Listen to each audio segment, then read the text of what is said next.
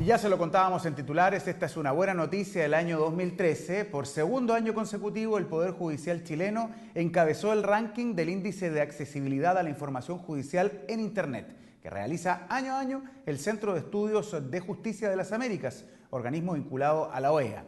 Nuestro país fue el único que ponderó más de un 90% de cumplimiento de los puntos medidos sobre los accesos de la ciudadanía a temas judiciales y además de otros temas. Conversamos con Jaime Arellano, director ejecutivo de CEJA. Esta es la entrevista de esta semana en Noticiero Judicial. En mis manos tengo la octava versión del Índice de Accesibilidad a la Información Judicial en Internet, una medición que se hizo de todos los países integrantes de la OEA, donde Chile ocupa un lugar destacadísimo. Para hablar de esto y de la modernización de la justicia en América, vamos a conversar con Jaime Arellano, director ejecutivo de CEJA, que es el Centro de Estudios de Justicia de las Américas, un organismo vinculado a la OEA. Señor Arellano, ¿cómo le va? Muy buenas tardes. Gracias por la invitación. Por recibirnos, por venir a esta entrevista aquí en Noticiero Judicial. Y bueno, la primera pregunta es, ¿cuál es el significado y la importancia que tiene este índice, donde Chile ocupa un lugar destacadísimo? Así es. Bueno, en la octava versión del Índice de Accesibilidad a la Información en Internet, a la información de los sistemas de justicia o de los poderes judiciales, Chile ocupó el primer lugar en todas las Américas, lo que es muy notable en términos del esfuerzo que ha hecho el Poder Judicial chileno. Esta, como decía, es una octava versión, significa que ha sido un índice que ha aumentado progresivamente, que cuando partimos en CEJA años atrás con este índice, antecesores míos, directores ejecutivos anteriores, algunos países tenían reticencia, a veces no tenían la información o no la entregaban, o no había esa cultura de la transparencia de la información. Pero cuando empezaron a ver que a raíz de eso justamente los países empezaron a aparecer bajo en los niveles de accesibilidad, porque en eso consiste el índice: transparencia, información disponible para la ciudadanía, la posibilidad de conocer el presupuesto de ese Poder Judicial, la posibilidad de conocer incluso las declaraciones patrimoniales de los ministros, de los jueces integrantes de los tribunales y de los poderes superiores. Bueno, empezaron los propios países a entender la importancia que significaba figurar en este índice y a un buen nivel. Y luego, además, lo que hace CEJA es que aconseja a los países cómo ir mejorando su presencia en ese índice. Es decir, no se trata solo de decirle a un país, mire, usted está abajo en el índice. Se trata de decirle, ¿por qué usted figura abajo en el índice? Y apoyar. Ahora, ¿por qué cree usted que había cierta reticencia de algunos países en entregar esta información? ¿Cuáles eran los miedos existentes?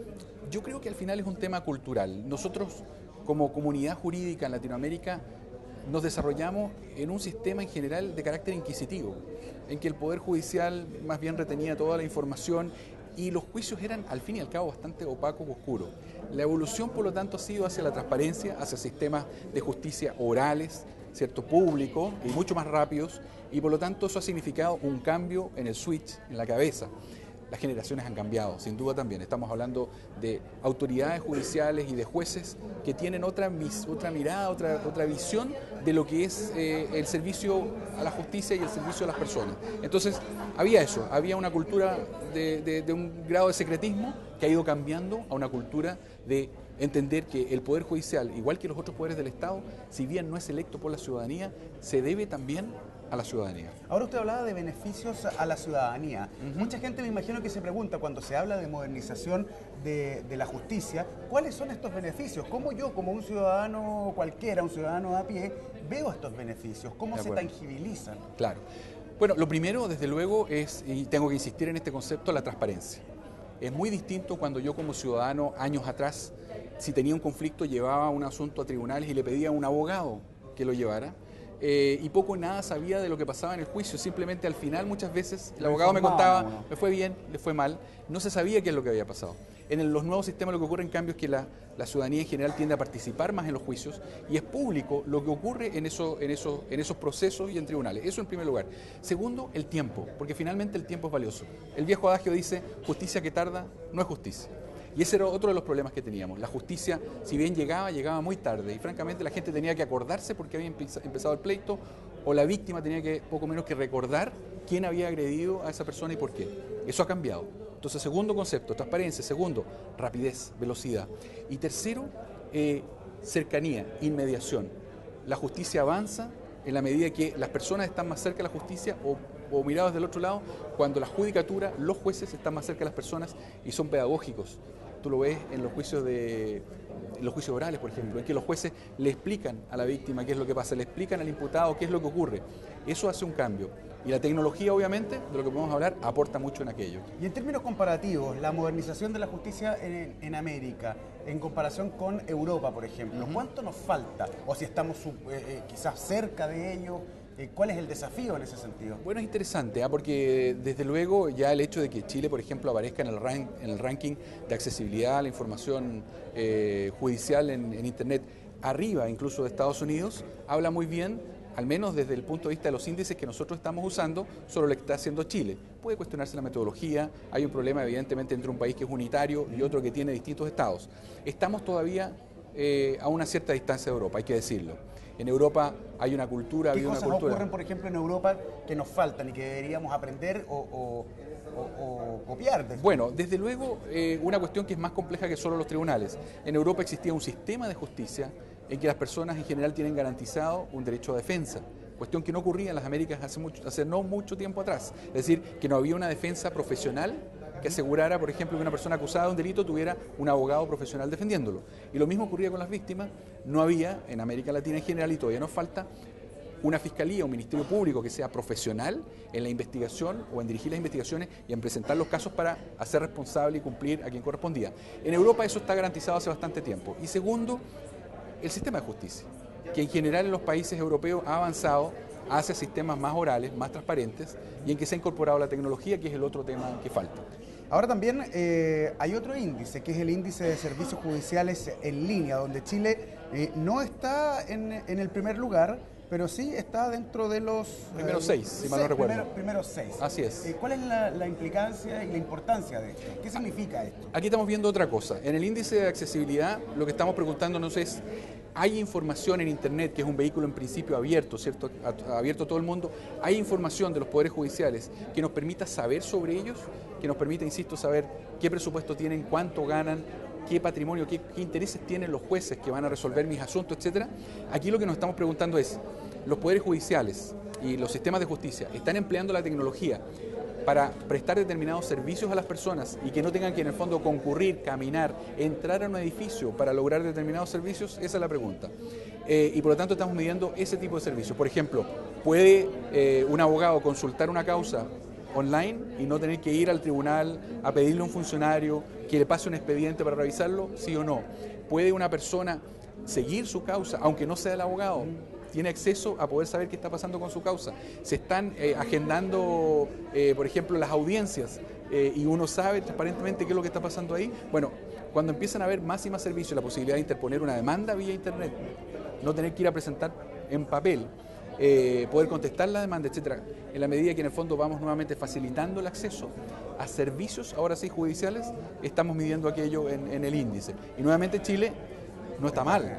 Ahora, el CEJA, el Centro de Estudios de Justicia de las Américas, le interesa lo que pasa en todo el continente americano. Somos una institución de la comunidad de OEA que da asesoría técnica a los países para que hagan la reforma a la justicia y modernicen la justicia. Por lo tanto, nos interesa el índice completo.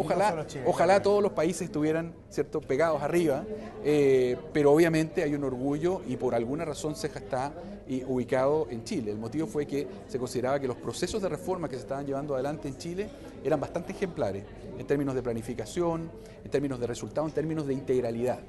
Y lo que está haciendo el Poder Judicial chileno es encomiable y se refleja en los índices. Vamos a ver qué pasa en los próximos años. Ahora usted tuvo, cambiando de tema, pero siguiendo en el tema de la modernización de la justicia, tuvo la posibilidad de recorrer varios stands de la Quinta Feria de Justicia y Tecnología. ¿Cuál es su evaluación? ¿Cómo la ha visto? Los expositores, el nivel de los stands.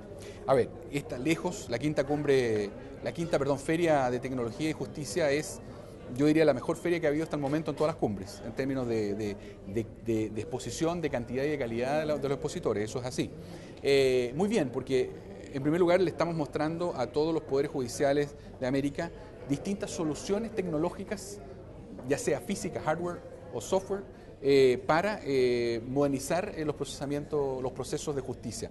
Estuve viendo, hay desde software que sirven para, en el fondo, la gestión de causas, pero integralmente son lo que se llaman bases relacionales, que permiten tramitar una causa, generar órdenes, generar firmas electrónicas, llevar a cabo una audiencia, incorporar las actas de la audiencia o las declaraciones orales de las personas que participan en esa audiencia y tener todo eso disponible para el juez, para los funcionarios, etcétera.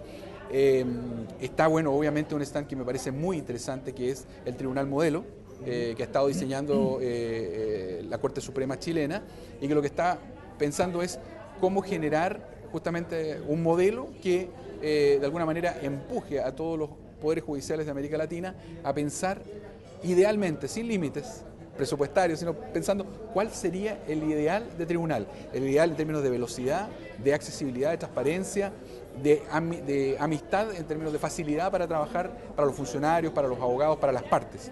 Muy interesante ese modelo también. Y bueno, uno ve también hardware, uno ve, digamos, tecnología dura, muchos programas de gestión administrativa, de personal, de financiera, es decir, todo lo que involucra la compleja actividad de un sistema de justicia en América. Y ahí está, todo eso disponible. Lo interesante entonces es que probablemente las señoras y señores presidentes y ministros de las Cortes Supremas de América Latina y del Caribe van a llevarse ideas interesantes, contactos para poder después ir pidiendo ese tipo de asesoría.